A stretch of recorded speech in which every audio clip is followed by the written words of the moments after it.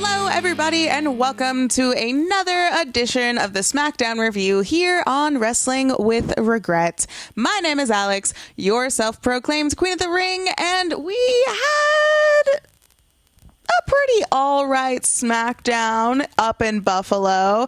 It wasn't as exciting as the last time they were in Buffalo, but let's just jump right into it. We kick off the show with a moment of bliss, and we have Nikki Cross and Alexa Bliss actually in the ring for this segment, and they're introducing the nWo, but they also take a moment to shout out the Kabuki Warriors, or rather call them out and ask them to come to Smackdown, since they've been hogging the tag titles at Raw this whole time and they should be going to other brands. It was pretty, all right. I thought it was pretty good to have them shout out the Kabuki Warriors, especially since they are a tag team, or claim to be a tag team. Yet, when was the last time they've ever had a match? So the nWo come out, and it's Scott Hall, Kevin Nash, and Sean Waltman without Hulk Hogan. You love to see it. And they have an awkward interview. Did anyone else think it was awkward but me? I thought it was pretty awkward. It just seemed like there were some awkward silences, and at one point Nikki Cross gets up and fangirls and takes a picture with the nWo. I don't understand that. Maybe that's just I need to read something online or follow her on Twitter. I don't know, but I don't understand why she geeked out. And I'm just still not sold on this Nikki Cross version. I just miss Sanity so much. But yeah, it was a weird segment for me. It was just awkward. Why do we have the nWo here? To promote the Hall of Fame? Yeah, cool. No one's missing the Hall of Fame. It's fine. But Shinsuke Nakamura, Cesaro, and Sami Zayn interrupt and turned around. Definitely turned around for me on that segment, especially when Sami Zayn came out, because Sami Zayn is just so good on the mic. He is so amazing on the mic. He came out and he pretty much said that, we have to prepare for this match that we have in an Elimination Chamber on Sunday, but I'm pretty sure the three of us can take on the three of you. And Sean Waltman wanted all the smoke. He was all about it. And that was the highlight of that segment for me, was Sami Zayn coming out and Sean Waltman just being like, yeah, let's fucking do this. And Scott Hall was like, yeah, whatever they say, I guess. And then Braun Strowman came out to save the day. And I guess I'm supposed to be excited for this handicap match, kind of, a little bit. I mean, Sami Zayn is selling this handicap match for me. I think we are definitely going to see Braun Strowman leaving the Elimination Chamber. That is my one prediction going into the Elimination Chamber. I think we're going to see Braun Strowman retaining. I don't think that he should retain. Braun Strowman's just so boring for me now, isn't he? Maybe he just needs a little change up in his gimmick. I'm happy that he's finally got a title since being on the main roster, and it's Intercontinental Champion, but I don't know. But I do have to point out, Kevin Nash still burying Goldberg in the year 2020. Pretty gold. Following that, we have a women's tag match. Naomi teamed up with Lacey Evans to face off Sasha Banks and your women's champion, your role model, Bayley. And this match was okay. Bayley and Sasha were pretty dominant in this match, and it was all right. There wasn't anything too exciting. I don't think anything story-wise advanced for this. Sasha got the pin, which I thought was pretty interesting because I thought maybe Bayley would get the pin, but it was good to see Sasha get the pin. And at the end of the match, we see them backstage and they're celebrating. I thought in this moment when they were backstage, something was going to happen. Maybe a riff in their friendship, in their alliance was going to happen, and it didn't. At one point, Sasha dedicated her album that she's making to Bayley, and Bayley at one point said that nobody in the past, present, or the future can touch them. I thought that was pretty interesting words, because rumor has it that Sasha might be facing Trish Stratus at this year's WrestleMania, or maybe sometime soon. I'm not too sure on that, but I thought that was pretty interesting. And you know what? Overall, this was okay. I really, really do hope that Naomi faces Bayley at SmackDown, not SmackDown, sorry, but at WrestleMania for the SmackDown Women's Championship, but we'll see. This match was all right. Following that, we had a squash match, a simple squash match between Sheamus and Apollo Crews. Before the match, Shorty G goes up to Apollo Crews, and Apollo Crews says that he doesn't need Shorty G's help, but obviously he did, because Sheamus, 1, 2, 3, pin, that's it. It was over.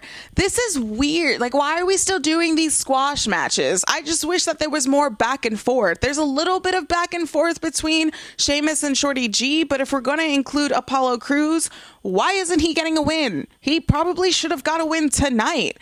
It's weird. It's a squash match. There's really not much to say. Let's just hope that maybe if Roman Reigns wins the title at WrestleMania, we'll push Sheamus to the moon and we could have Sheamus versus Roman Reigns. I would like to see that, but what do you think? Now, after that, we see Drake Maverick going up to Drew Gulak backstage and asking him for his help, and he says that he wants to fight Daniel Bryan, and Drew Gulak is just boasting and says that he knows all of Daniel Bryan's weaknesses and starts to list them off, but little does he know, Daniel Bryan is standing right behind him, and Daniel Bryan challenges Drew Gulak to a match at the Elimination Chamber. The Elimination Chamber is in Philadelphia, which is Drew Gulak's hometown, so you know he's gonna get that sweet ass pop. Also, this is probably the match I am definitely looking forward to at at Elimination Chamber. I am definitely looking forward to this match. Drew Gulak deserves this match, and I hope he shines very bright. I'm pretty sure this might be match of the night. Hopefully. That's my one prediction going into Elimination Chamber for sure. This match of the night. Now, following that, we had a women's tag team match yet again with Fire and Desire teaming up to face off Carmella and Dana Brooke, and Dolph Ziggler actually joined Fire and Desire at ringside. This match was okay. Again, just an all right match, but this match was definitely setting up for what was going to come, the gauntlet match, and we will get to that in 1 second. But yeah, this match, all right. Dolph Ziggler coming out, I guess, pushes that storyline.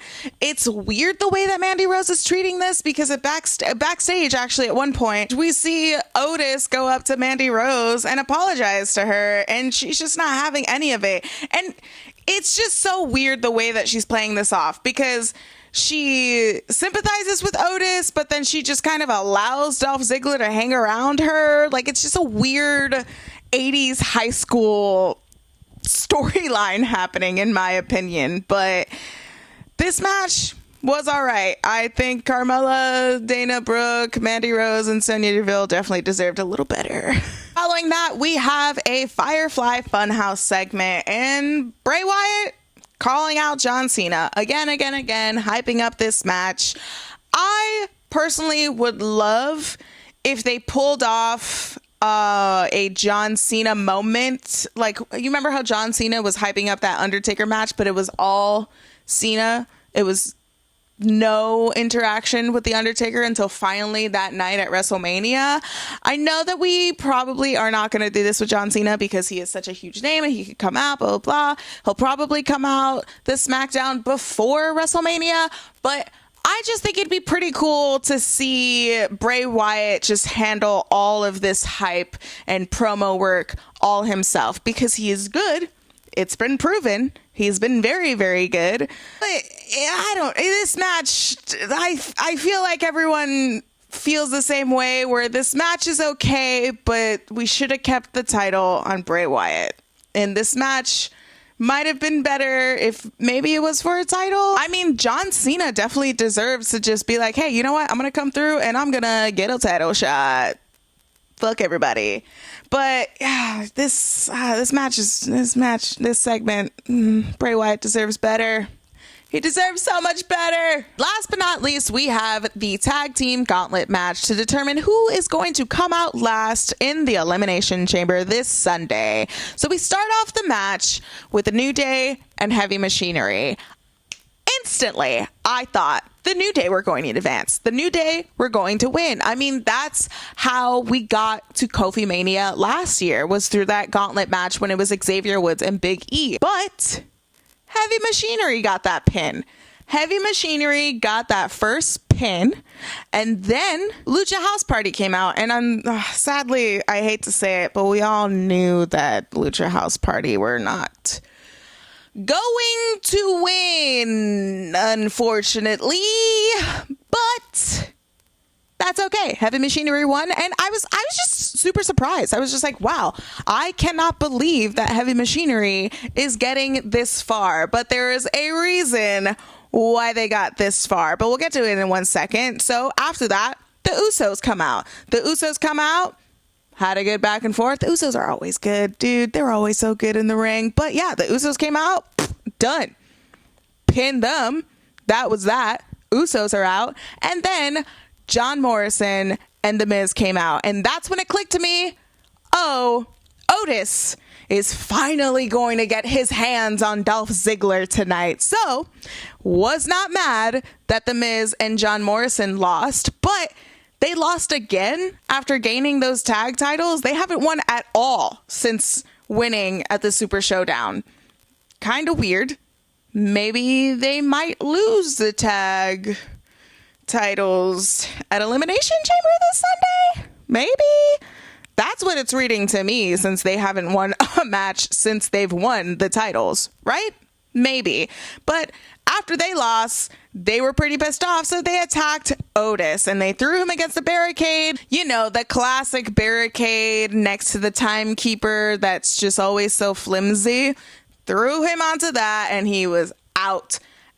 And it was just Tucker. It was just Tucker in the ring to face off Dolph Ziggler and Robert Roode. But Otis was a beast. He attacks Robert Roode. He gets into the ring. There's some back and forth with Robert Roode and Dolph Ziggler.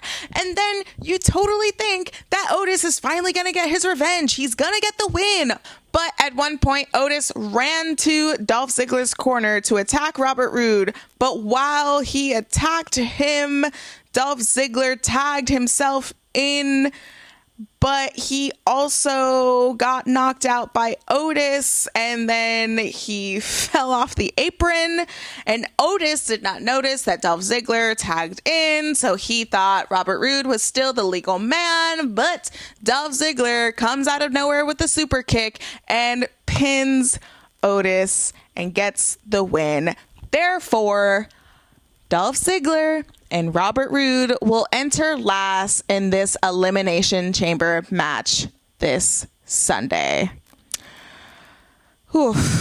Otis is just not gonna catch a break, is he? But hopefully he gets his revenge at the Elimination Chamber. And this is, it was a good match. I thought the New Day were gonna go through. I thought even the Usos were gonna go through. I did not expect that the last team was going to be Heavy Machinery and Dolph Ziggler and Robert Roode, but with the storyline that they're telling with Mandy Rose, and Mandy Rose was also watching the match backstage, I understand. So luckily they will advance this storyline, and hopefully Otis will get his redemption at WrestleMania, maybe. Overall, a pretty okay episode of SmackDown. Compared to the last time that they were in Buffalo and they got stuck at Saudi Arabia, so they had to call in the NXT stars, it wasn't that great of a show, not going to lie.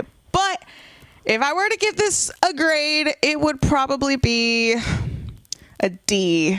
I think it'd be a D. Maybe that's a little too harsh, but the only thing that was interesting to me, which I would definitely say is a pro from this episode, was the back and forth with Otis and Ziggler. The whole show, from the women's tag match to the backstage with Otis apologizing to Mandy, and even going down to the gauntlet match, that was really the only interesting thing about the night. And also another pro would be the face-off with Sami Zayn versus the nWo. Honestly, if it was just Sami Zayn versus the nWo, I'd die happy. A con would definitely be having Apollo Crews not really gaining anything from this feud that he's having with Sheamus, and also including Shorty G. Also, let's stop doing squash matches with Sheamus. You hyped him up to come back and he's doing this now?